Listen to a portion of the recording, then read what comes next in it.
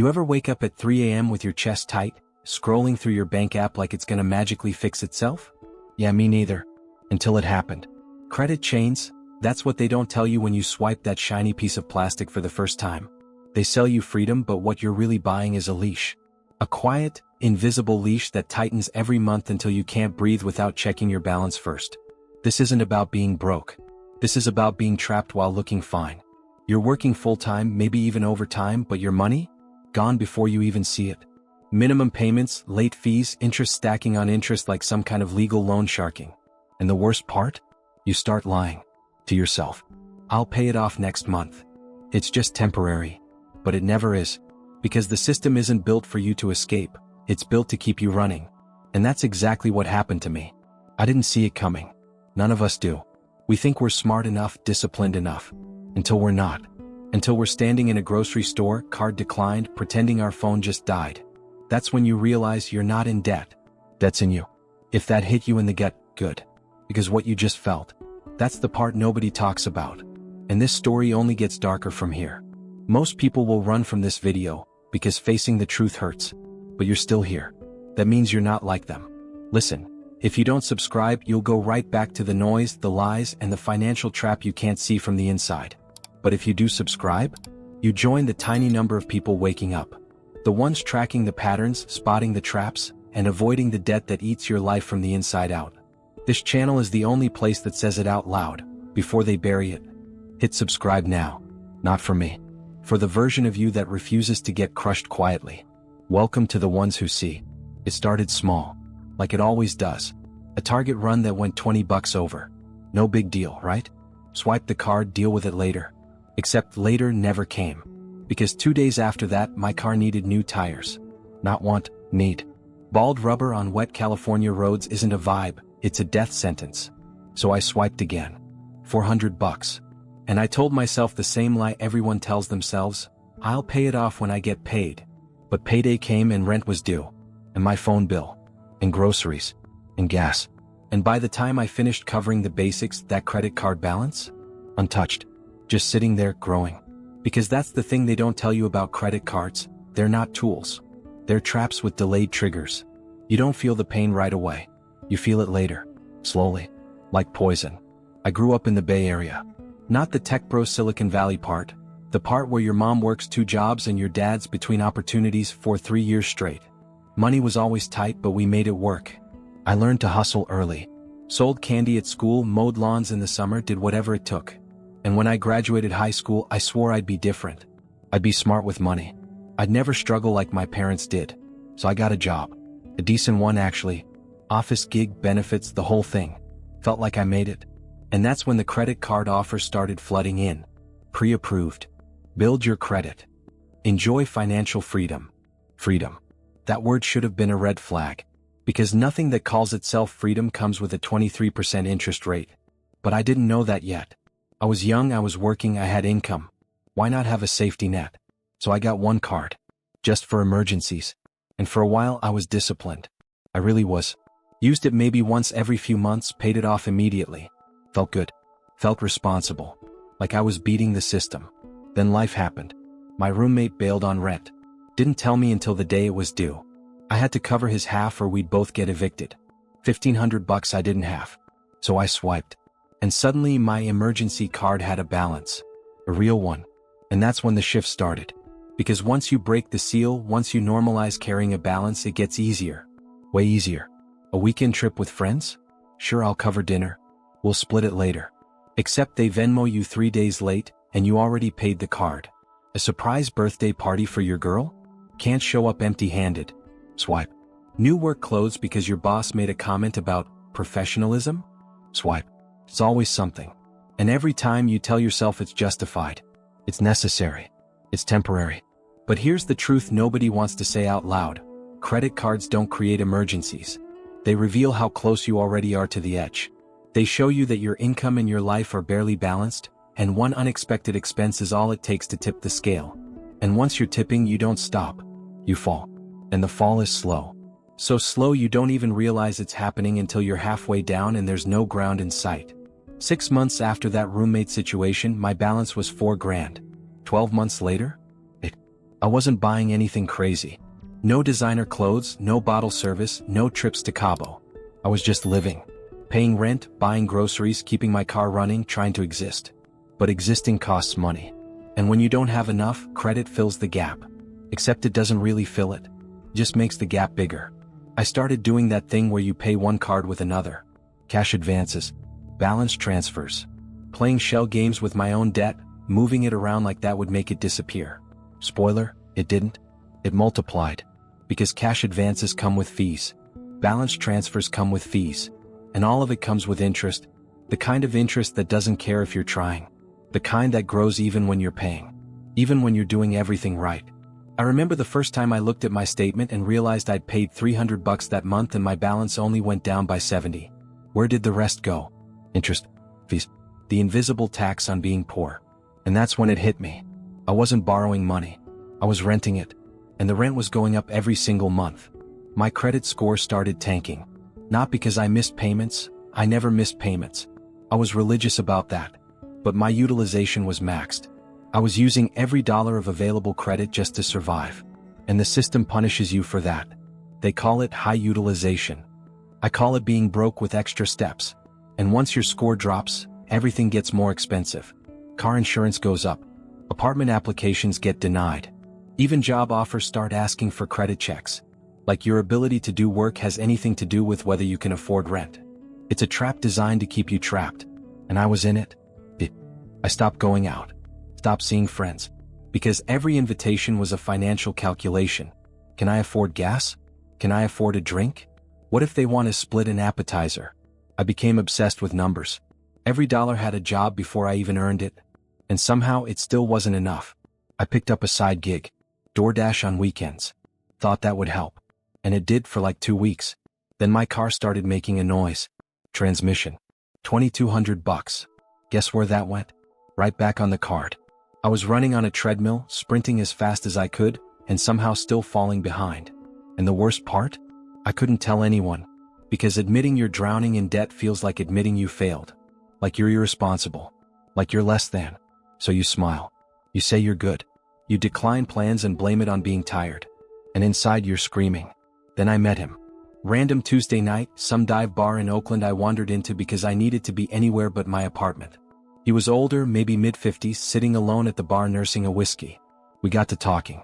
Small talk at first. Weather, traffic, the usual. Then he asked what I did for work.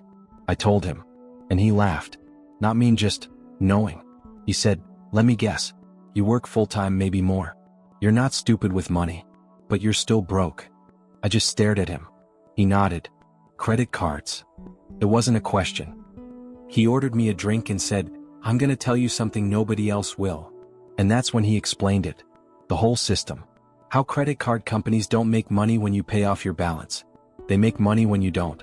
How they design the minimum payment to keep you trapped for decades. How the average American takes 18 years to pay off a card if they only make minimums. 18 years. For a couple $1,000. He pulled out his phone and showed me a calculator. Told me to plug in my balance and interest rate. I did.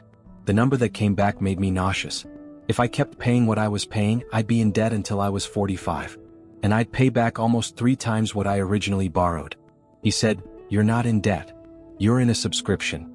A subscription to being broke. And they're counting on you never realizing it. That's when I started digging. Really digging. And what I found made me want to burn the whole system down. Credit card companies spend billions on psychological research. They study how to make you spend more. The feel of the card. The sound of the swipe. The dopamine hit of approved. They know that plastic doesn't feel like real money. They know you'll spend 12 to 18% more with a card than with cash. They design rewards programs to make you feel smart for spending. Earn points. Get cash back. But you're paying 23% interest to earn 1% back. You're not winning. You're losing in slow motion. And they're counting on you not doing the math. They're counting on you feeling too ashamed to ask for help. Too embarrassed to admit you're struggling. Because shame keeps you silent. And silence keeps you trapped. I looked at my parents differently after that. All those years I thought they were bad with money? They weren't. They were playing a rigged game. My mom had 3 credit cards. All maxed. She'd been paying on them for 15 years. 15 years. And she still owed more than she started with. Because she missed one payment in year 2. And they jacked her rate to 29%. 29%. That's not interest. That's extortion with a customer service number. And it's legal. Completely legal. I started seeing it everywhere. Coworkers eating ramen for lunch while wearing new Nikes. Friends financing everything from phones to furniture. Everyone pretending they were fine while drowning in minimum payments. We've normalized being in debt. We call it building credit.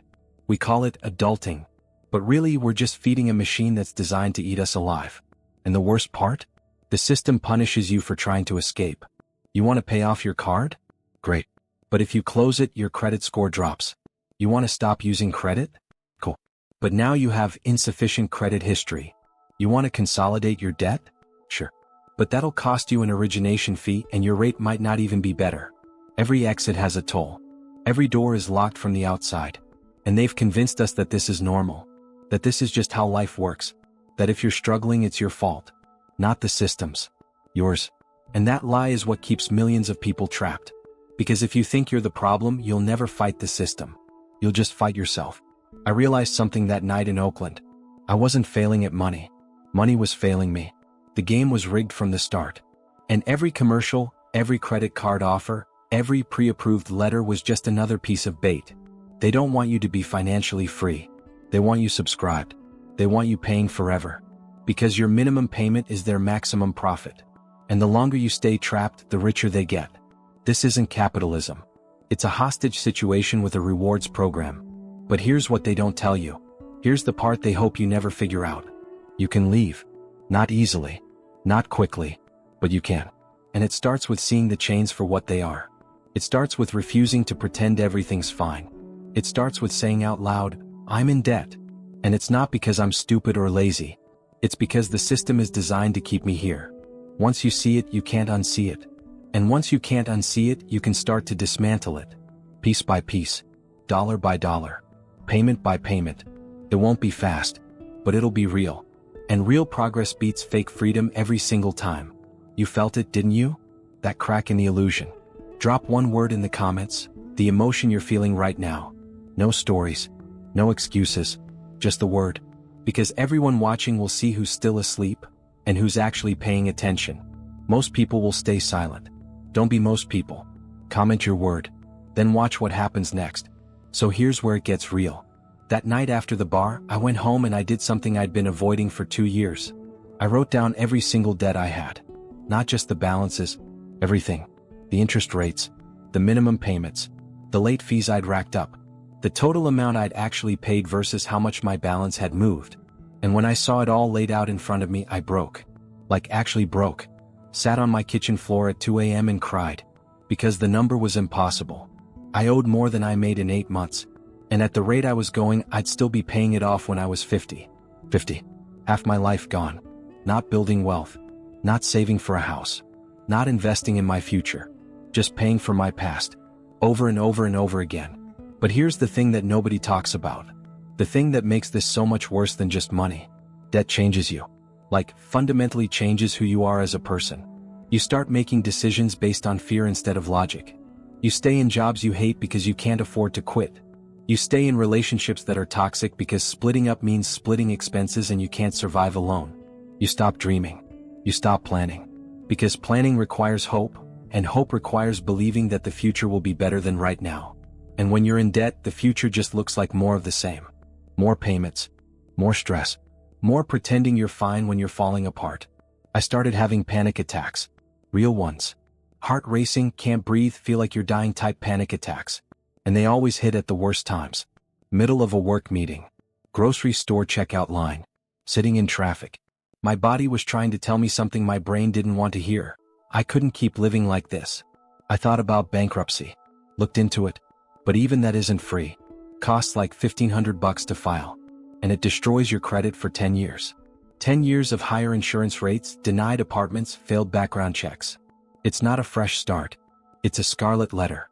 So I didn't do it. I just kept grinding. Kept making payments. Kept bleeding out slowly instead of all at once. And that's what they want. They want you just healthy enough to keep working but sick enough to keep paying. They want you functional but desperate. Because desperate people don't negotiate. Desperate people just survive. And survival is expensive. But then something shifted. I started talking about it. Not online, not publicly. Just with people I trusted. And you know what I found out? Everybody's drowning. Everybody. That coworker with a Tesla? Financed at 7% with nothing down. That friend who's always traveling? 20 grand in credit card debt and counting. That couple who just bought a house? They're eating rice and beans for dinner every night because their house poor and credit broke. We're all pretending. All of us. Because we've been taught that financial struggle is shameful. That if you can't afford your life, you should have made better choices. But nobody talks about how rent takes half your paycheck. How health insurance is a scam. How groceries cost twice what they did 5 years ago. How wages haven't moved but everything else has. We're all playing a game where the rules changed and nobody told us. And instead of fighting back, we're fighting each other. Judging each other. Shaming each other. While the banks laugh all the way to, well, the bank. That guy from the bar? I saw him again a few months later. Same place, same stool. I thanked him. Told him that conversation woke me up.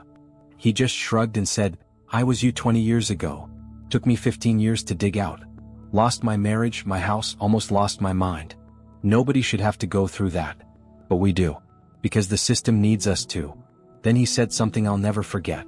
He said, the game is rigged. But that doesn't mean you can't win. It just means you have to stop playing by their rules. And he was right. I stopped trying to be perfect. Stopped trying to pay off everything at once. Stopped beating myself up every time I had to choose between paying extra on a card or keeping food in the fridge. I got ruthless. Cut up the cards. Stopped the bleeding. Started attacking the smallest debt first just to feel a win. Any win. And it worked. Not fast. Not easy. But it worked. Here's what I learned. Debt isn't a math problem. It's an emotional one. You can have the perfect budget, the perfect plan, the perfect strategy. But if you're drowning in shame, you won't follow through. If you're paralyzed by fear, you won't take action.